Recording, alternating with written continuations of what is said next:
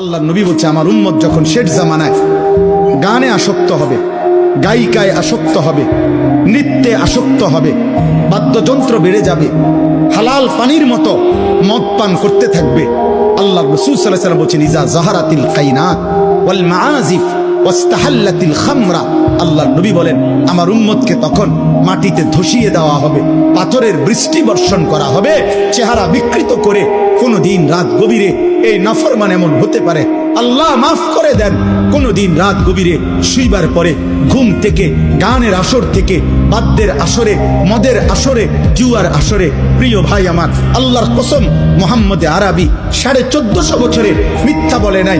এই পাপের শাস্তি হিসাবে নবী বলছে, চেহারা কোনদিন অচিরেই শেষ জামানায় আমার উম্মতের চেহারা এই গান, বাদ্য, মদ, নেশা, জুয়ার আসক্ত ব্যক্তির চেহারা মানুষের সুরত বদলিয়ে পশু জানোয়ারের আকৃতি হয়ে যাবে।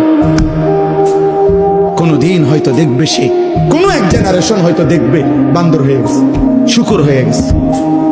আল্লাহ মাফ করে দেন।